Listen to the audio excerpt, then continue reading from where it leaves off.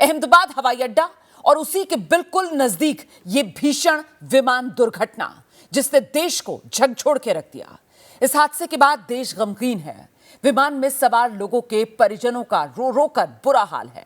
अहमदाबाद से London Gatwick के लिए कल दोपहर एयर इंडिया के बोइंग 787 ने उड़ान भरी और उड़ान भरने के साथ ही कुछ ही सेकंड में विमान 625 जो फीट है उसकी ऊंचाई पर पहुंचा, लेकिन उसके बाद धीरे धीरे कर नीचे आता हुआ क्रैश हो गया। ये आज की तस्वीरें आपके सामने हैं। प्रधानमंत्री नरेंद्र मोदी आज खुद जो घटना स्थल है वहां पर पहुंचे। जिस जगह पर यह हादसा हुआ वहां प्रधानमंत्री नरेंद्र मोदी पहुंचे और बाकायदा प्रधानमंत्री नरेंद्र मोदी की तरफ से मुआयना किया गया। वहां मौजूद अधिकारियों से, गुजरात सरकार के मंत्रियों से प्रधानमंत्री नरेंद्र मोदी ने यह जाना कि किस तरीके से यह हादसा हुआ, कितना नुकसान हुआ, इसका एक आंकलन प्रधानमंत्री नरेंद्र मोदी ने लिया। और उसके बाद प्रधानमंत्री नरेंद्र मोदी की सिविल अस्पताल में घायलों से मिलने जाते वक्त की ये तस्वीर आपके सामने। देखिए किस तरीके से थके हुए कदमों से, क्योंकि ये मौका बेहद गम का है, बेहद दुख का है। और कल जब ये खबर सामने आई थी उसके बाद हमने देखा था कैसे प्रधानमंत्री नरेंद्र मोदी की तरफ से वो सोशल मीडिया पर पोस्ट साझा करके अपनी भावनाएं व्यक्त की गई थी।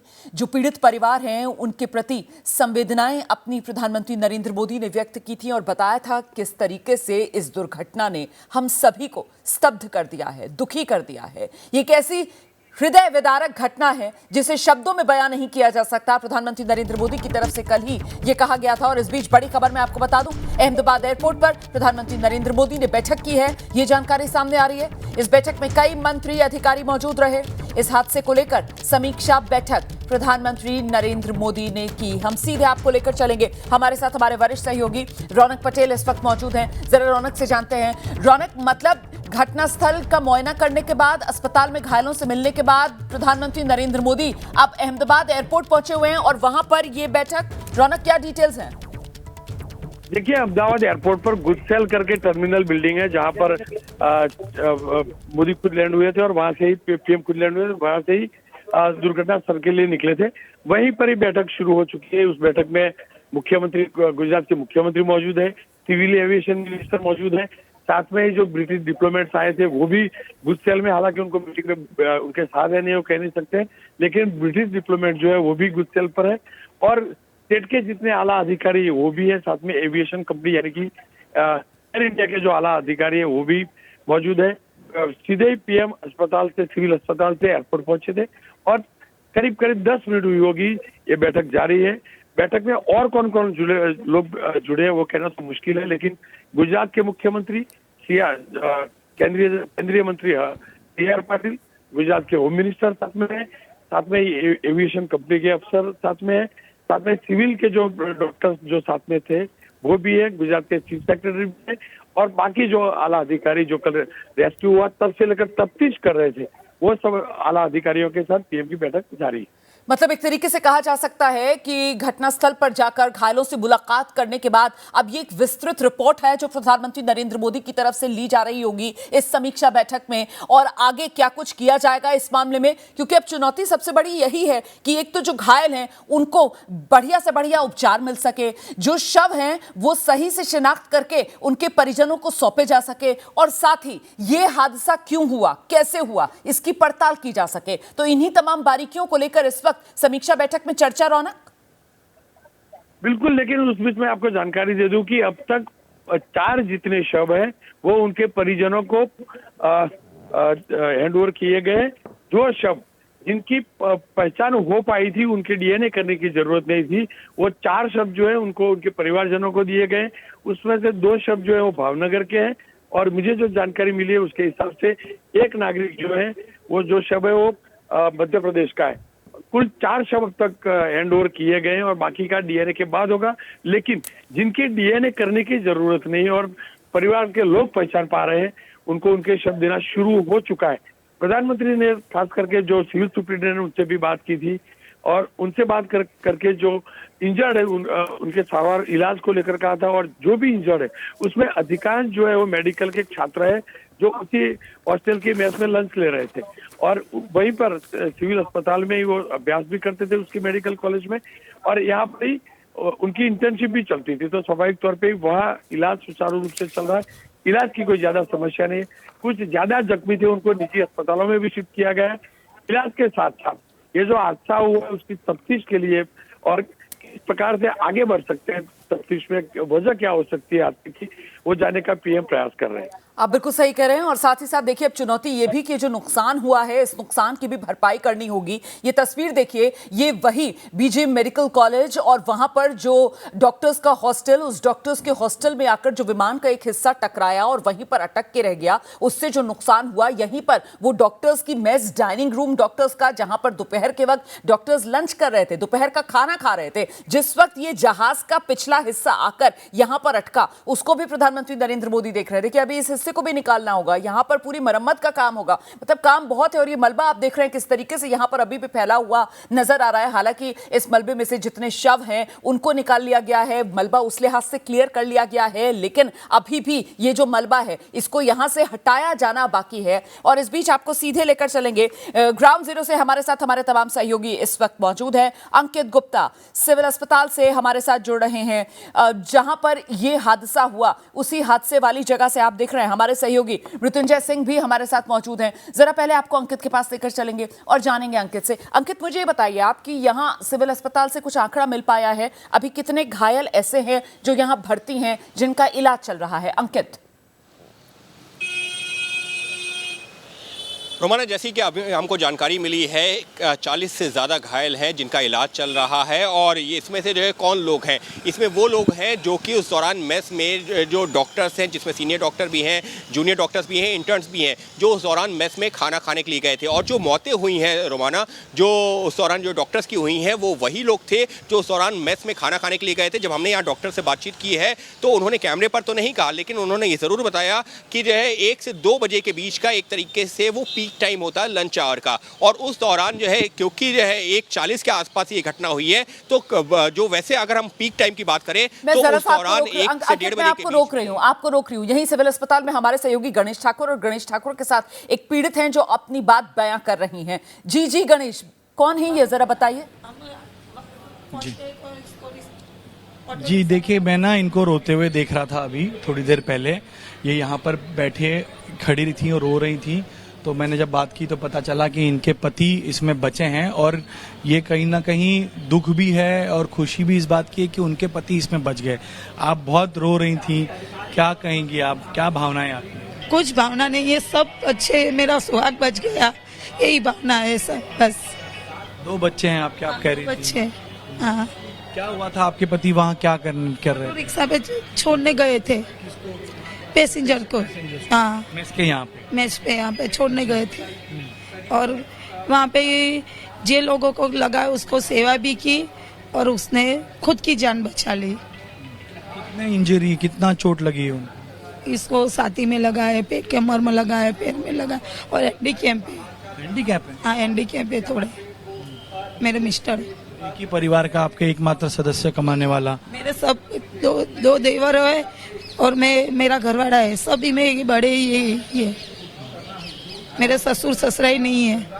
आप मिली उनसे अंदर ना, तो पीएम मोदी जब आए उनसे मिले तो आप थी? भी है, मेरा देवर इधर नौकरी करता है ना सिक्योरिटी गार्डन में, कल से ही है इसके साथ में। हमको नहीं जाने देते, हमको नहीं।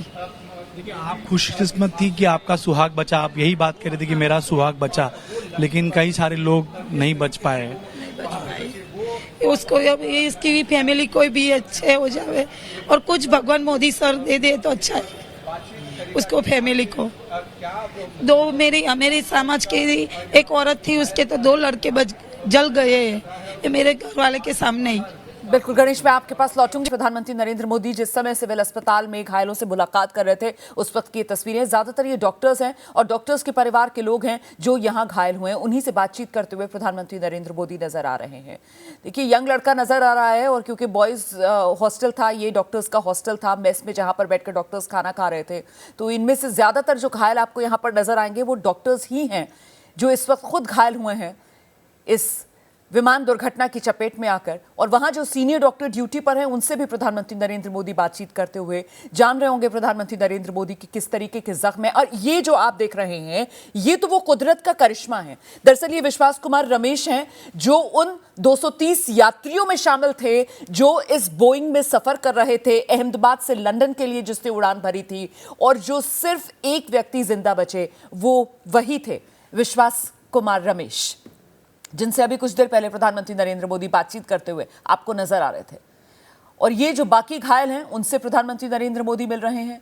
देखिए यहाँ पर जो सुपर स्पेशलिस्ट डॉक्टर्स हैं उनके परिवारों की रहने का जो हिस्सा था, वो जो ब्लॉक था, वो भी इस विमान दुर्घटना की चपेट में आया। और इसीलिए आप देखिए बच्चे भी, महिलाएं भी हैं जो जख्मी हुए हैं, उनसे भी प्रधानमंत्री नरेंद्र मोदी मुलाकात करते हुए, बात करते हुए, उनकी हिम्मत बढ़ाते हुए, एक एक घायल जो वहां पर भर्ती है, बात करने की स्थिति में है, उससे मुलाकात कर रहे हैं प्रधानमंत्री नरेंद्र मोदी, हिम्मत बढ़ा रहे हैं उसकी, हौसला दे रहे हैं प्रधानमंत्री नरेंद्र मोदी। और ये वो तस्वीर जिस समय सिविल अस्पताल के डॉक्टर्स से प्रधानमंत्री नरेंद्र मोदी फीडबैक ले रहे थे कि घायलों की स्थिति कैसी है, कहीं और उनको भेजने की जरूरत तो नहीं है। और ये वो लोन सर्वाइवर जो इकलौता यात्री बचा है, ये वो हैं जिनको आप देख रहे हैं, बता रहे हैं वो किस तरीके से हादसा हुआ होगा, जितना इनको याद है। हालांकि अभी तक जो इन्होंने अपनी बात बताई है वो यही कि जो भी कुछ हुआ वो बहुत ही जल्दी में हुआ और सिर्फ एक जोरदार धमाका ही उनको याद है कि वो सुन पाए। और जैसे ही प्लेन ने उड़ान भरी थी फौरन अचानक से वो तेज धमाका, और उसके बाद उनको कुछ ध्यान नहीं है जो उस यात्री की तरफ से अभी तक बताया गया।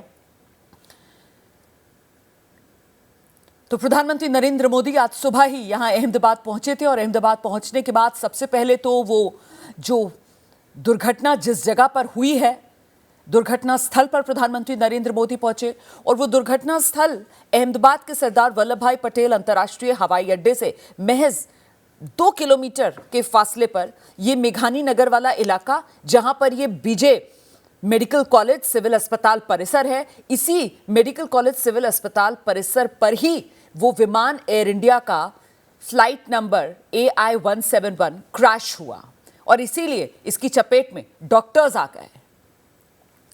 मरने वालों का आंकड़ा अभी तक जो बताया जा रहा है वो 265 का है, 265, जिसमें से 241 विमान में सवार यात्री और क्रू के सदस्य। सिर्फ एक यात्री की ही जान बच पाई, विश्वास कुमार रमेश, जो किसी करिश्मे से कम नहीं है। और ऐसे में आप समझ सकते हैं कि 24 अन्य लोग जिनका इस विमान में सफर, कहीं आने जाने से कोई वास्ता मतलब नहीं था, वो तो रोजमर्रा की तरह अपनी जिंदगी गुजार रहे थे, जिसमें कई डॉक्टर्स शामिल थे जो शायद अपनी ड्यूटी कर आए थे या ड्यूटी करने जाना था, आगे अपनी क्लासेस अटेंड करने जाना रहा होगा, लंच का टाइम था, मेस में बैठकर अपने हॉस्टल की खाना खा रहे थे, और तभी अचानक से विमान वहीं आकर क्रैश हो गया। उसी की चपेट में आकर ये बहुत यंग डॉक्टर्स हैं, देखिए किस तरीके से घायल यहाँ पर नजर आ रहे हैं, लेकिन यकीनन इनके परिवार के लोग भी इस वक्त राहत की सांस जरूर ले रहे होंगे कि जख्मी हुए लेकिन कम से कम जान तो बच गई। क्योंकि 24 अन्य ऐसे लोग जो विमान में सफर नहीं कर रहे थे, पर वो इस विमान क्रैश की चपेट में आए और उनकी जिंदगी खत्म हो गई। ये हैं विश्वास कुमार रमेश, जो यात्री बचे एक जिंदा। ये आप देख रहे हैं, ये भारतीय मूल के ब्रिटिश नागरिक हैं। इनके बारे में ये जानकारी भी सामने आई है। और देखिए इनके बारे में एक जानकारी और जो मीडिया में आ रही है वो ये कि इनका सीट नंबर जो है वो 11A सीट नंबर था, जिस पर ये बैठे हुए थे, जो कि इमरजेंसी एग्जिट के बिल्कुल नजदीक था। और शायद ये जो करिश्मा हुआ ये इसी वजह से मुमकिन हो पाया हो। तो अब ये 2 तस्वीरें, आज सुबह प्रधानमंत्री नरेंद्र मोदी जब अहमदाबाद पहुंचे तो सबसे पहले तो जो दुर्घटना स्थल था वहां पर प्रधानमंत्री नरेंद्र मोदी गए। देखिए किस तरीके से बीजे मेडिकल कॉलेज परिसर, और यहां जहां पर विमान क्रैश हुआ उस साइट पर प्रधानमंत्री नरेंद्र मोदी गए। विमान इसी जगह गिरकर जला है, और वो जो लपटें थी आग की, उसकी चपेट में आकर ये इमारतें जो आप देख रहे हैं, जो कि सुपर स्पेशलिस्ट डॉक्टर्स का रेजिडेंशियल ब्लॉक था, उसकी हालत देखिए जरा, किस तरीके से पूरी तरीके से झुलसी हुई ये बिल्डिंग्स, ये ब्लॉक्स नजर आ रहे हैं, रेजिडेंशियल ब्लॉक। और ये वो डॉक्टर्स का हॉस्टल, डॉक्टर्स के हॉस्टल में ऊपर की मंजिल पर विमान का जो पिछला हिस्सा था वो आकर अटक गया। देखिए किस तरीके से बाकायदा वो तोड़कर अंदर घुसी हुई विमान की ये टेल है, पिछला हिस्सा है विमान का, जो डॉक्टर्स के हॉस्टल में अटका हुआ नजर आ रहा है अभी भी। और यहीं पर डॉक्टर्स दोपहर के समय बैठकर खाना खा रहे थे जिस वक्त ये हादसा हुआ। मतलब बिल्कुल ऐसा उन्हें लगा जैसे कोई मिसाइल आकर उन पर गिर गया, कोई रॉकेट आकर उन पर गिर गया। इस तरीके का तहस नहस, इस तरीके की बर्बादी इस प्लेन क्रैश की वजह से इस पूरे हिस्से में देखने के लिए मिल रही है। यह हादसा और भीषण इसीलिए हुआ क्योंकि रिहायशी इलाका इस प्लेन क्रैश की जद में आया और इसीलिए जो मरने वालों का आंकड़ा है वो 265 पर पहुंचा है। 265 लोगों की मौत हुई है, जिनमें से 241 विमान में सफर कर रहे यात्री और क्रू मेंबर्स। ये यात्री बच गए, ये भी विमान में थे। इनका नाम विश्वास कुमार रमेश है। ये देखिए आप, ये जिन यात्री से प्रधानमंत्री नरेंद्र मोदी बात कर रहे हैं वो जख्मी हालत में अस्पताल में ही हैं। ये हैं विश्वास कुमार रमेश। देखिए प्रधानमंत्री नरेंद्र मोदी उनसे बात करते हुए पूछ रहे होंगे उनसे क्या हुआ जिस वक्त ये हादसा हुआ, अचानक से अंदर हुआ क्या, क्योंकि अब तो एक यही चश्मदीद हैं जो कुछ बता सकते हैं। और इसके अलावा जो अन्य घायल अस्पताल में भर्ती, उनसे भी प्रधानमंत्री नरेंद्र मोदी मुलाकात करते हुए, और ज्यादातर इन घायलों में डॉक्टर्स हैं जिनसे प्रधानमंत्री नरेंद्र मोदी मुलाकात कर रहे हैं। और क्योंकि ये संकट और इस संकट में डॉक्टर्स खुद घिर गए थे, इसी वजह से आप ये भी जान रहे हैं कि कल इस विमान दुर्घटना के बाद जो यहां सिविल अस्पताल है उसने अहमदाबाद शहर के प्राइवेट डॉक्टर्स से अपील की कि जितने प्राइवेट डॉक्टर्स ज्यादा से ज्यादा हों सिविल अस्पताल का रुख करें और यहां सिविल अस्पताल में आकर अपनी सेवाएं दें। जिसके बाद अहमदाबाद के कई डॉक्टर्स सिविल अस्पताल पहुंचे और यहां सिविल अस्पताल में आकर अहमदाबाद के डॉक्टर्स ने सेवा दी अपनी। कई तो अपने अस्पतालों के उपकरण भी यहां पर लेकर पहुंचे ताकि किसी भी तरीके की अगर कोई जरूरत हो तो उसको फौरन पूरा किया जा सके। इमरजेंसी वाली सिचुएशन थी कल जिस वक्त यह हादसा हुआ। किसी को कुछ समझ में नहीं आ रहा था कि आखिर हुआ क्या। एक तो जहाज क्रैश हो गया, ये विमान क्रैश, और दूसरा विमान क्रैश हो गया सिविल अस्पताल परिसर में जहां पर सुपर स्पेशलिस्ट डॉक्टर्स का रेजिडेंशियल ब्लॉक, मतलब उनके रहने की जगह, इसके अलावा जहां पर जो डॉक्टर्स पढ़ाई कर रहे हैं उनके हॉस्टल पर आकर विमान का एक हिस्सा गिरा।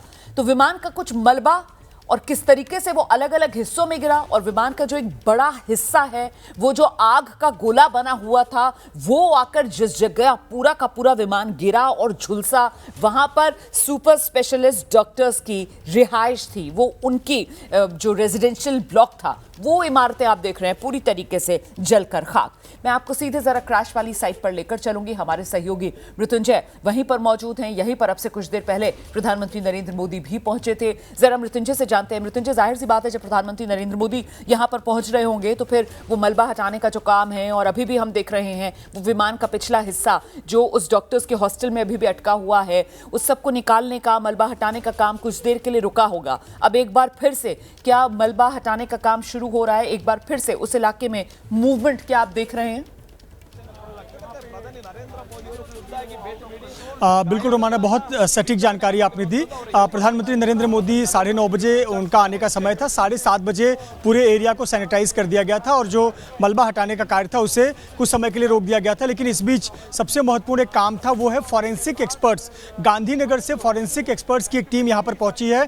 9 सदस्यों की टीम पहुँची है जिसमें से 6 फॉरेंसिक एक्सपर्ट्स हैं और ये फॉरेंसिक एक्सपर्ट्स सबूतों को इकट्ठा करने और अपनी रिपोर्ट तैयार करने का काम करेंगे। मैं तस्वीरें भी दिखा दूँ आपको।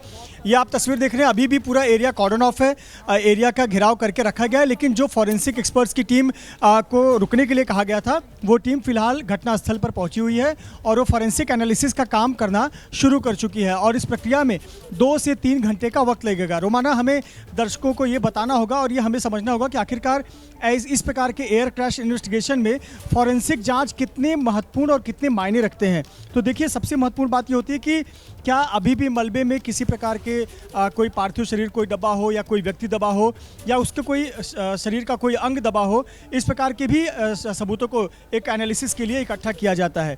इसके अलावा एक इंजरी पैटर्न जो होती है, खास करके जब विमान एयर क्रैश करते हैं तो इंजरी का पैटर्न क्या है, यानी विमान के किस हिस्से में बैठे हुए यात्रियों को ज़्यादा गंभीर चोटें आई या वो निकलने का उनका कोई विकल्प नहीं था। मध्य सीट पर बैठा हुआ कोई व्यक्ति बच सकता था क्या, पीछे की सीट पर बैठा हुआ व्यक्ति के बर्न इंजरी ज़्यादा है क्या, या फिर जो जहाँ फ्यूल टैंक है वहाँ पर बैठे हुए व्यक्ति को उसके शरीर नहीं मिले हों। तो इस प्रकार के एक इंजरी पैटर्न समझ में आती है कि टकराने के बाद विमान का कौन सा हिस्सा पहले टकराया, किस पर इम्पैक्ट ज़्यादा हुआ था।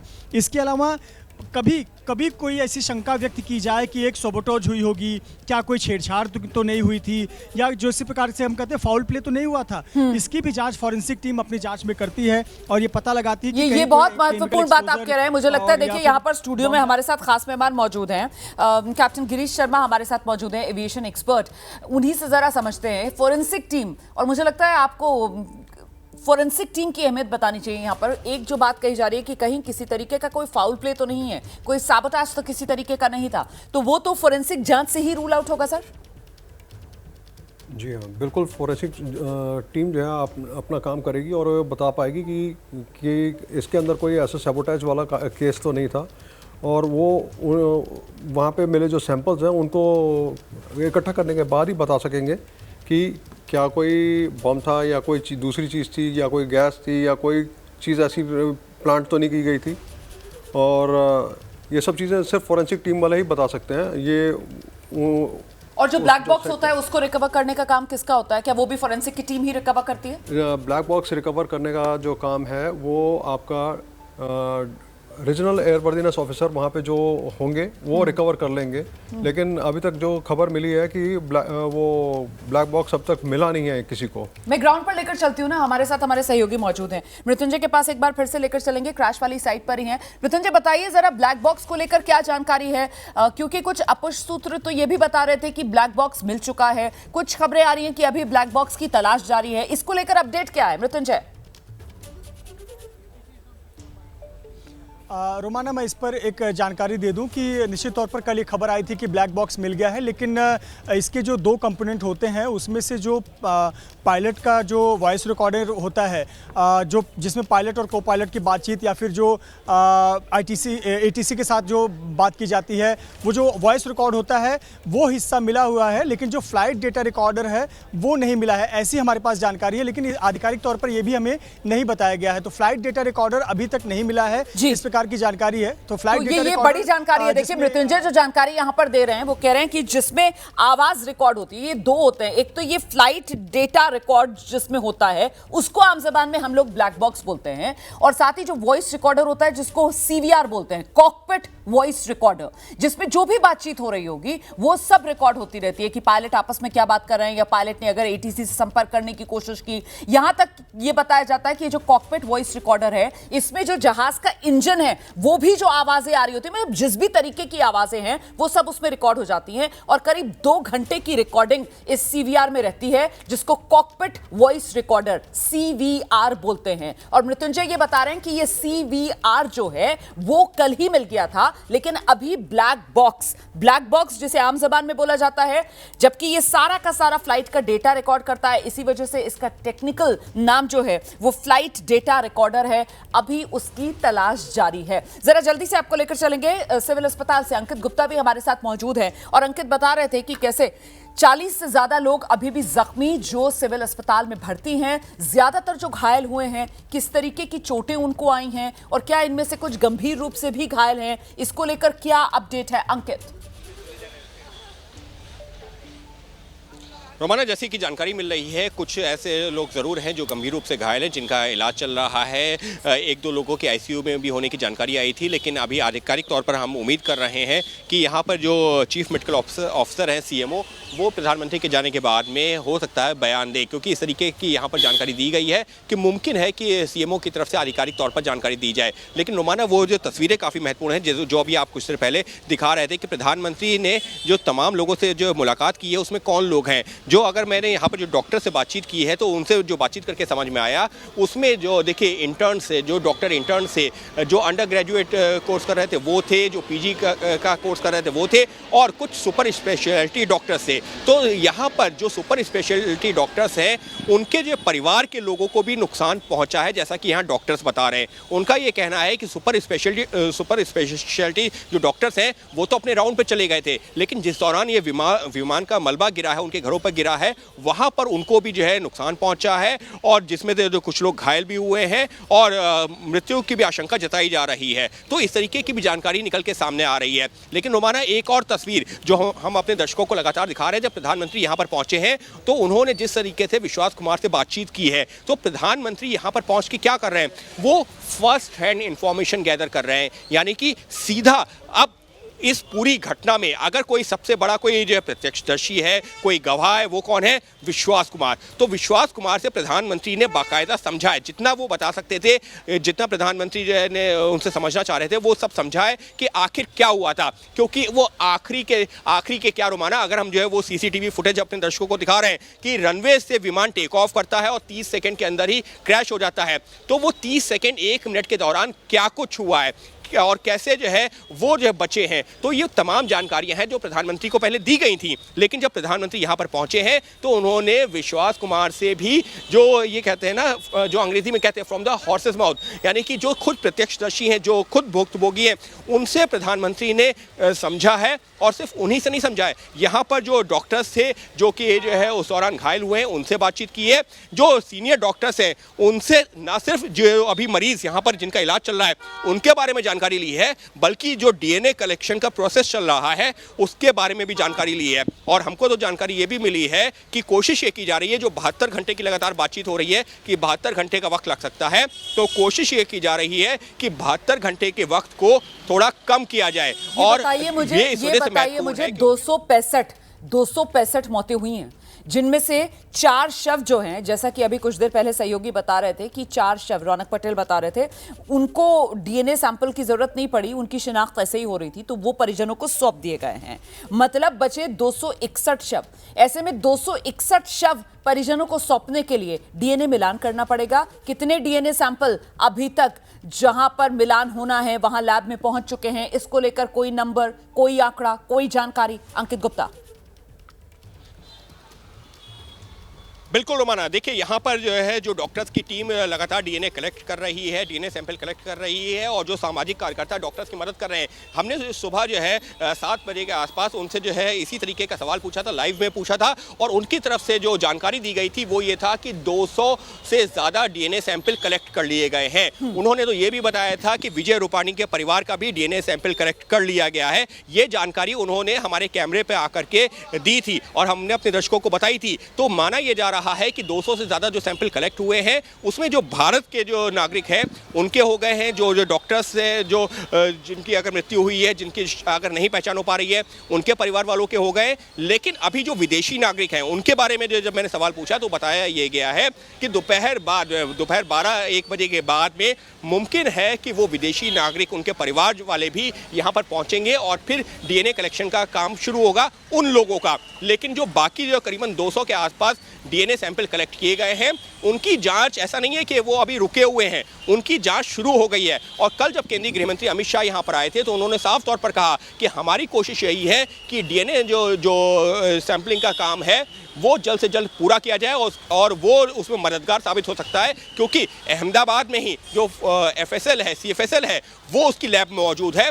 उसके अलावा जो फॉरेंसिक यूनिवर्सिटी है वो यहाँ पर है, लिहाजा उस काम में तेज़ी लाने की भी बात की जा रही है। लेकिन यहाँ एक बड़ी जानकारी निकल के सामने आ रही है, वो ये है कि जब तक डीएनए सैंपलिंग का काम पूरा नहीं हो जाता, शवों को, पार्थिव शरीरों को किसी भी परिवार वाले को नहीं सौंपा जाएगा। करीब 200 डीएनए सैंपल्स जो हैं वो अभी तक लैब में पहुंच चुके हैं और मरने वालों का आंकड़ा आप जानते हैं वो 265 है। और इस बीच जो भारतीय नागरिक हैं, ज्यादातर उनके परिजनों ने सैंपल्स दे दिए हैं अपने परिजनों के शवों की पहचान के लिए। लेकिन इस बीच आप ये भी जानते हैं कि इन 230 यात्रियों में जो इस विमान में सफर कर रहे थे, 169 ही भारतीय नागरिक थे, 169, और बाकी 53 ब्रिटेन के नागरिक बताए जा रहे थे। 7 पुर्तगाली नागरिक इस विमान में सफर कर रहे थे, 1 कैनेडियाई नागरिक इस विमान में सफर कर रहे थे।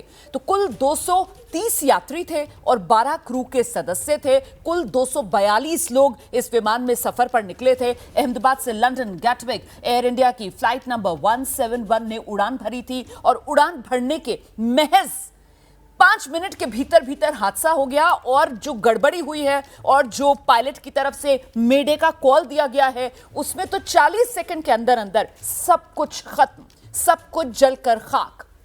लेकिन एक करिश्मा भी देखने के लिए मिला, कुदरत का बड़ा करिश्मा। और वो करिश्मा ये है, आपकी टेलीविजन स्क्रीन पर जिस शख्स से प्रधानमंत्री नरेंद्र मोदी बात करते हुए आपको अभी नजर आ रहे हैं, यही हैं वो विश्वास कुमार रमेश, विमान में सफर कर रहे वो यात्री जो जिंदा बचे। कुल 242 लोगों में से सिर्फ एक यही विश्वास कुमार रमेश ही, ये देखिए आप इनको दोबारा देखिए, यही एक जिंदा बचे हैं। ये भारतीय मूल के ब्रिटिश नागरिक हैं। हम सीधे आपको लेकर चलेंगे, हमारे सहयोगी मृत्युंजय भी इस वक्त हमारे साथ मौजूद हैं। मृत्युंजय, विश्वास का जिंदा बचना किसी करिश्मे से कम नहीं, और ऐसे में अभी तक क्या जानकारी मिल रही है मृत्युंजय? विश्वास ने अपने रिश्तेदारों को क्या बताया, किस तरीके से उनकी जान बची, क्या कुछ याद है, कुछ बता पा रहे हैं विश्वास, या अभी इतना ज्यादा ट्रॉमा में है कि बहुत कुछ तस्वीर साफ नहीं हो पा रही? मृत्युंजय,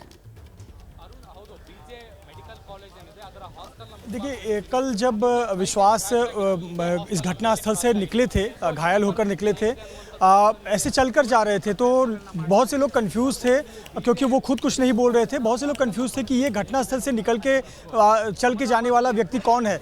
जब उससे पूछा गया तो उन्होंने कहा कि मैं 11A सीट पर बैठा हुआ था विश्वास। लेकिन बाद में जो बात जानकारी सामने आई वो बहुत डरावनी और बहुत चौंकाने वाली थी। बात ये थी जिसके लिए वो एकदम दुखी और गमगीन थे और सदमे में थे। उनका भाई भी साथ में था जो उस फ्लाइट में जिनका दुखद निधन हो गया। इस वजह से वो सदमे में थे, और जब उनसे अधिकारियों ने पूछा तो उन्होंने बताया कि मैं इस फ्लाइट में था, 11A सीट पर बैठा हुआ था।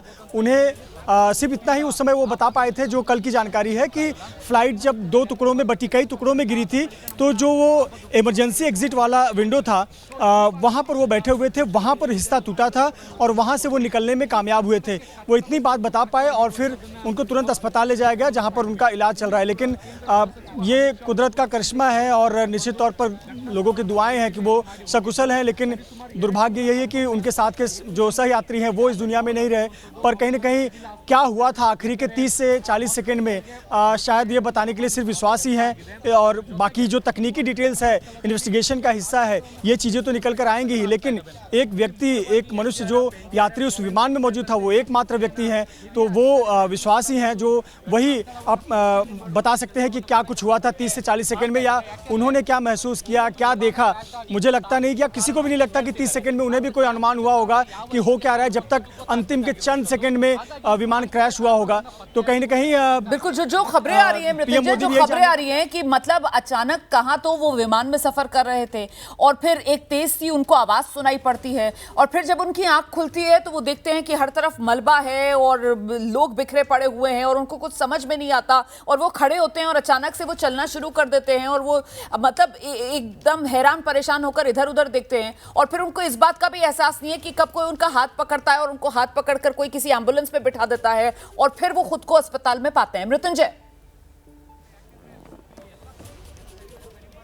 निश्चित तौर पर ये स्थिति तो वही व्यक्ति बयां कर सकता है जिस पर ये पूरी विपदा गुजरी हो, और कि किसी ने, वो ब्रिटिश इंडियन नागरिक जो अहमदाबाद से ब्रिटेन के लिए, लंदन के लिए उड़ान भर रहे हो, और उड़ान भरने के कुछ समय पहले अपने परिजनों से बात किया हो कि मैं टेक ऑफ करने जा रहा हूँ, अब लंदन में लैंडिंग के बाद बात होगी, और 30 सेकेंड बाद में ये वाकया हो गया कि आसपास सिर्फ और सिर्फ लोगों के शव जो इस दुनिया में नहीं रहे, उनके साथ मुस्कुराने वाले वो चेहरे जो फ्लाइट में बोर्ड किए होंगे वो उनके आसपास नहीं रहे, आग का मंजर होगा। देखिए, जो बीती है वो तो वही बता सकते हैं, लेकिन ये सिर्फ और सिर्फ हम तो यही कहेंगे कि ये करिश्मा है, कुदरत का करिश्मा है कि एक यात्री, 242 में से 241 यात्री इस दुनिया में नहीं रहे, लेकिन एक यात्री न केवल सकुशल बचा बल्कि वो इस स्थिति में था कि वो खुद चलकर अस्पताल तक पहुंच पाया।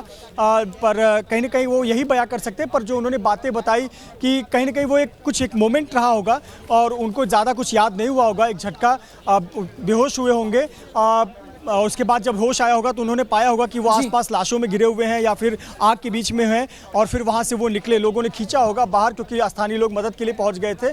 ऐसी स्थिति में वो बाहर निकले। तो ऐसे पर जिस व्यक्ति पर ये सब गुजरी है वही पूरी कहानी बता सकता है कि आखिरकार मृत्युंजय, मैं आपके पास दोबारा आऊंगी और जरा दर्शकों को जितना ज्यादा हो सके उतनी जरा तस्वीरें भी दिखाइएगा वो हादसे वाली जगह, और जिस वक्त ये हादसा हुआ कल दोपहर का वक्त था, उस वक्त सबसे पहले यहाँ घटनास्थल पर कौन कौन पहुंचा, किस तरीके से यहाँ पर मदद पहुंचाई गई होगी, ये वो तमाम सवाल हैं जिनके जवाब लोग जानना चाहेंगे। और सबसे बड़ा सवाल तो यही कि आखिरकार ये ड्रीम लाइनर, बड़ा सुरक्षित इस विमान को माना जाता है, ये ड्रीम लाइनर कैसे डेथ लाइनर में तब्दील हो गया, आखिर हुआ क्या, कैसे यह हादसा हुआ। देखिए, जब तक ब्लैक बॉक्स नहीं मिल जाता, जब तक सीवीआर और ब्लैक बॉक्स का पूरा डेटा सामने नहीं आ जाता और उससे तस्वीर साफ नहीं हो जाती, तब तक किसी निष्कर्ष पर पहुंचना तो नामुमकिन है। लेकिन तब तक जो एक्सपर्ट्स हैं, उनकी राय जो सामने निकल कर आ रही है, उनका जो आकलन है, वो जानना जरूरी हो जाता है। कैप्टन गिरीश स्टूडियो में हमारे साथ मौजूद हैं और जरा कैप्टन गिरीश से ही समझने की कोशिश करते हैं।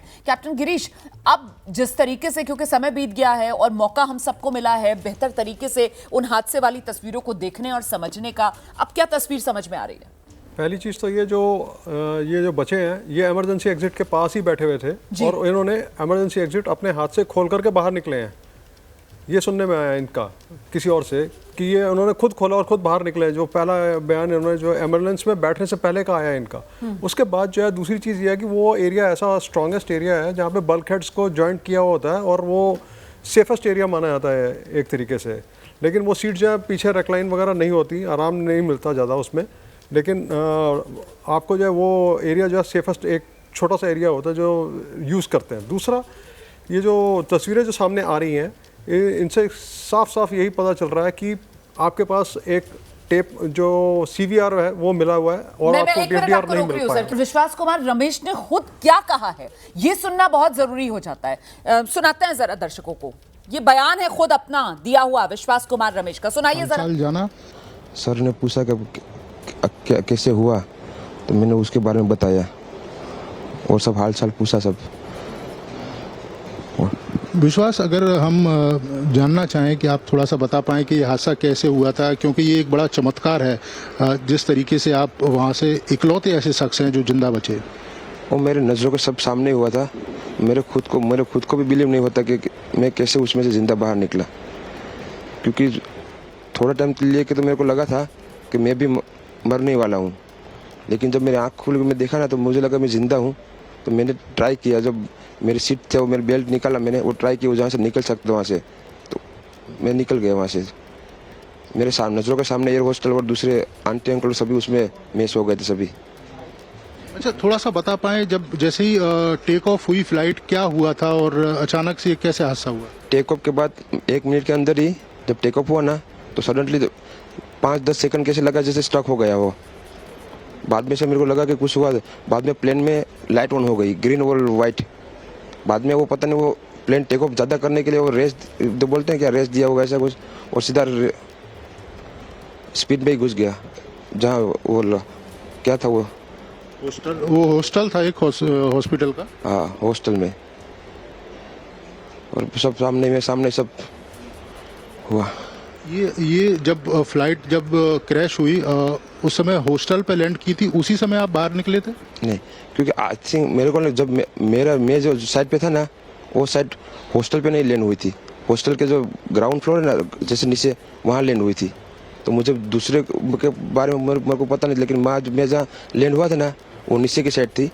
तो जब वहाँ थोड़ा पेस भी था प्लेन के जब बाहर, तो जब जैसे मेरा डोर टूटा ना सब, तो मैंने देखा ना जब सामने कि थोड़ा इधर पेस है, मैं ट्राई कर सकता हूँ निकलने के लिए। तो मैंने ट्राई किया निकलने के लिए, तो फिर मैं निकल गया उधर, क्योंकि अपोजिट साइड पे था ना वो बिल्डिंग का वो था ना दीवार, तो उधर से कोई शायद नहीं निकल सका होगा, क्योंकि उधर पूरा उधर ही क्रैश हुआ था। मैं जो जहाँ था वहाँ ही थोड़ा पेस था। फिर भी मेरे पता नहीं मैं कैसे बचा हूँ, क्योंकि मेरे नज़र के सामने ही सब 2 एयर होस्टल वो अंकल आंटी सब उधर ही सब। आप पैदल चल के आए वहाँ से निकल के? हाँ, और थोड़ा जब आग लगी ना, मेरा लेफ्ट हैंड भी जल गया थोड़ा। फिर एम्बुलेंस मेरे को उठा लेके इधर आया हॉस्पिटल में। अभी इलाज वगैरह कैसा हो रहा है? अभी कैसा फील कर रहे हैं आप? इलाज बहुत अच्छा है, यहाँ के लोग बहुत सपोर्टिंग है, बहुत अच्छा इलाज कर रहे हैं सब। तो ये डीडी न्यूज के सौजन्य से आप सुन रहे थे विश्वास कुमार रमेश, जो इकलौते जिंदा बचे यात्री हैं जो उस विमान में सफर कर रहे थे। विमान अहमदाबाद से लंदन गैटविक के लिए जिसने उड़ान भरी थी और जो कल दुर्घटनाग्रस्त हो गया। अब अगर आपने ये बयान सुना हो तो इसमें ये हादसा कैसे हुआ, इसके बारे में विश्वास ने जितना हो सकता है उतना विस्तार से बताया। उन्होंने बताया कि उड़ान भरने के साथ ही उन्हें ये महसूस हुआ कि विमान जो है स्ट्रक शब्द का इस्तेमाल किया विश्वास ने, कि मतलब वो रुक सा गया हवा में, वो आगे नहीं बढ़ रहा, ये महसूस किया खुद विश्वास ने।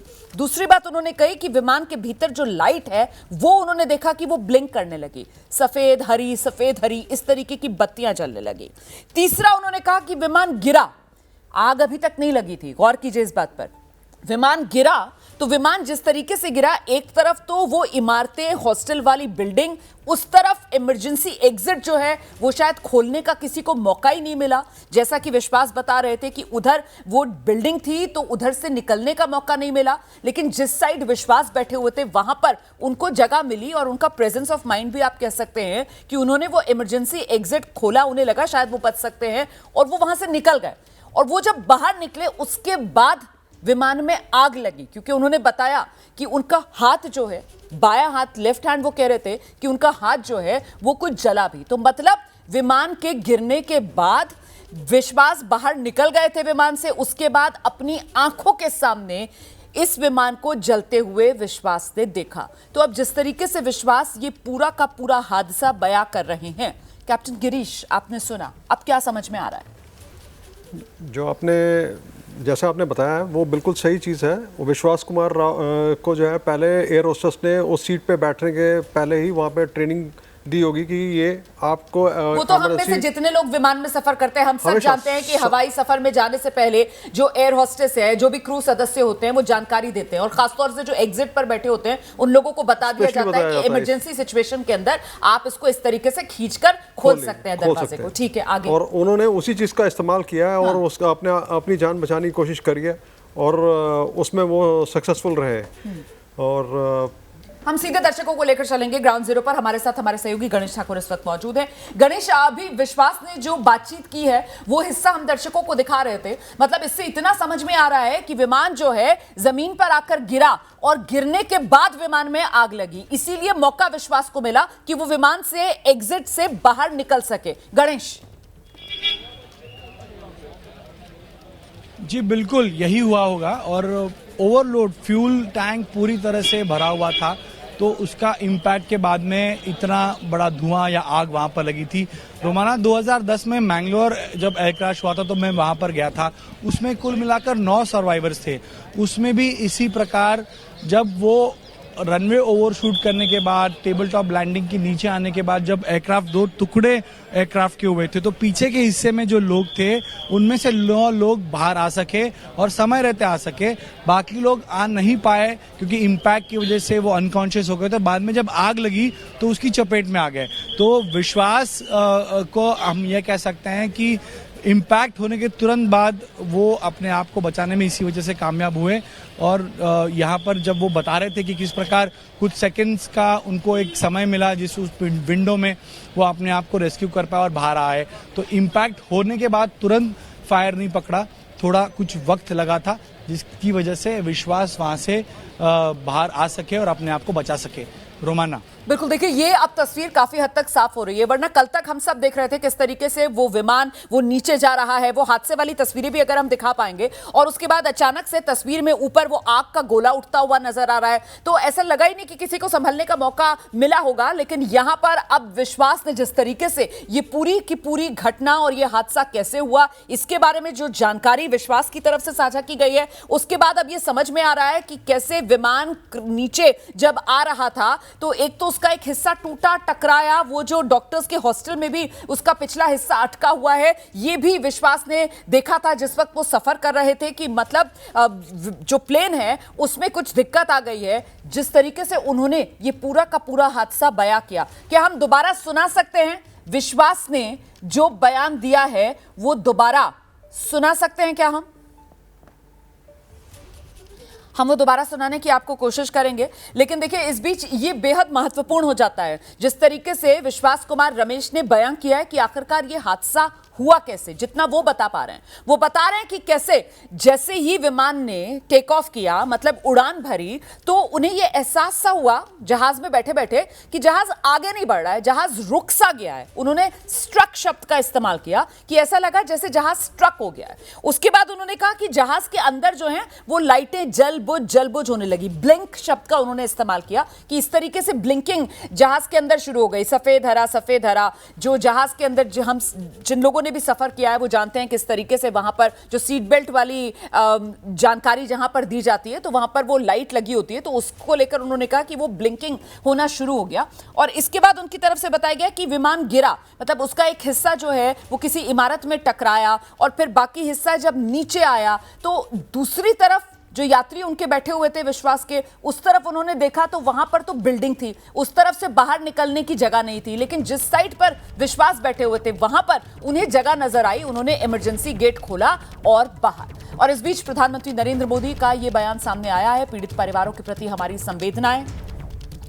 हादसे को शब्दों में बयान नहीं किया जा सकता। देखिए, कल भी प्रधानमंत्री नरेंद्र मोदी की तरफ से ये कहा गया था, सोशल मीडिया पर प्रधानमंत्री नरेंद्र मोदी ने जब पोस्ट साझा किया था तब प्रधानमंत्री नरेंद्र मोदी ने कहा था कि इस हादसे से स्तब्ध हूं, बेहद दुखी हूं, पीड़ित परिवारों के प्रति हमारी संवेदनाएं हैं।